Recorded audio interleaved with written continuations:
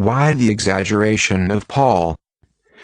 We often hear, Paul was the world's most successful evangelist in the early church, but what we saw above, that Paul had scant success, and Luke records Paul perhaps led 41 people to Christ. James and James' church led many tens of thousands to Christ in Jerusalem alone, and had spread the church far and wide long before Paul appeared on the scene. What do you think explains the exaggeration of Paul's success and the complete forgetting of the success of James and his church, including Peter, before Paul appeared on the scene? Do you think it has to do with one's preference for Paul's doctrine over James' teachings? Do you think it also might have a desire to downplay Peter? Next we will prove that the church universally was led between 125 AD and 325 AD by persons who share James' view of Yeshua HaMashiach, Jesus Christ. They rejected all of the uniquely Pauline doctrines that we hear about today.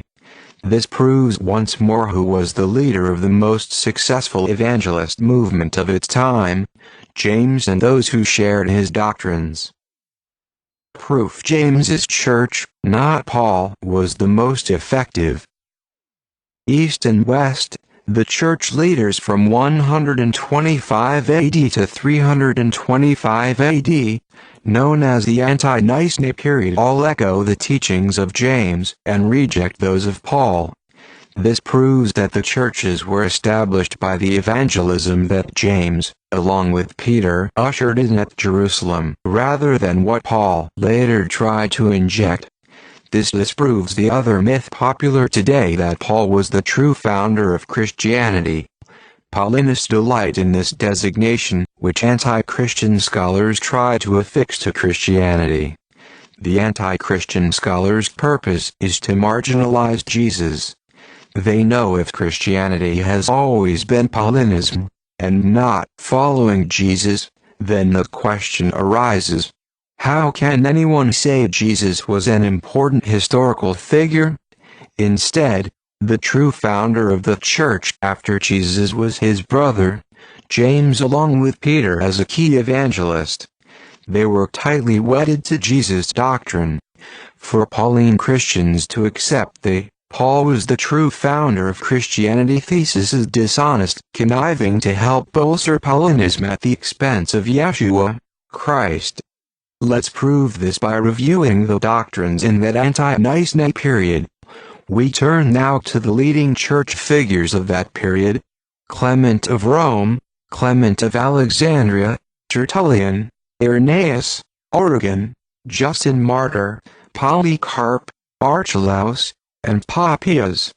They all send one clear universal message: they accept all of Jesus' teachings, which coincide with James' doctrines, and reject all of those doctrines that are uniquely Pauline.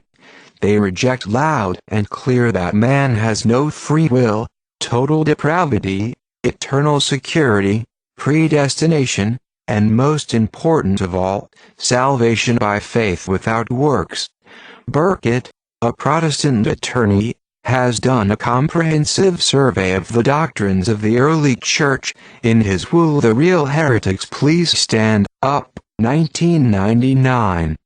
It is backed up by an exhaustive 705-page Dictionary of Early Christian Beliefs, 1998.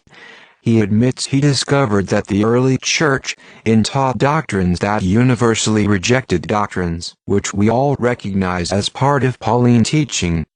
Burkitt, for example, explains Paul's doctrine of total depravity.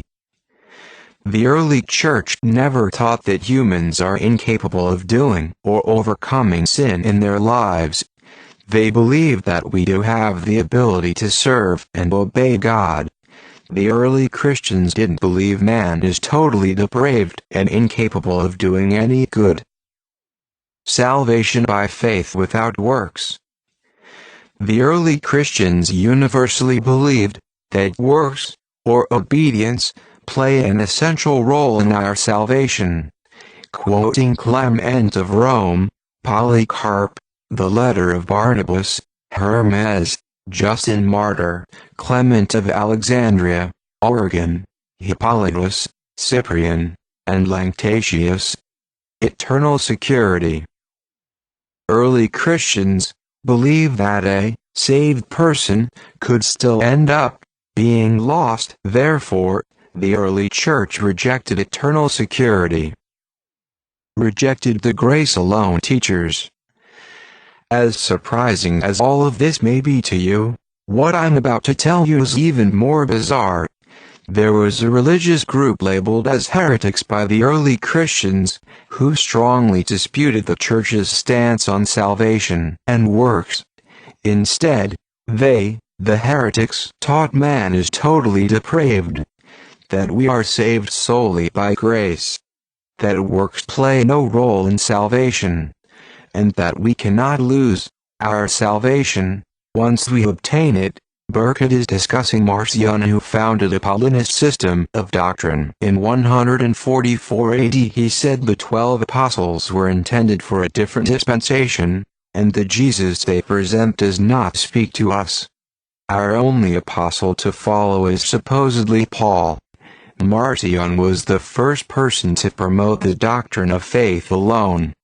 As a result, the early church universally regarded him as a heretic. Predestination and free will. The early Christians were strong believers in free will, citations and discussion omitted. Originally, it was the pagan world, not the Christian, who believed in predestination. Yet, in one of the strange quirks of history, Martin Luther took the side of the pagan Romans against the early Christians. It was once against some of the Gnostic teachers who taught that humans are arbitrarily predestined for salvation and punishment. Although not believing in predestination, the early Christians believed in God's sovereignty and in his ability to foresee the future. Quoting Justin Martyr, Clement, Archelaus, Methodius, and Origen.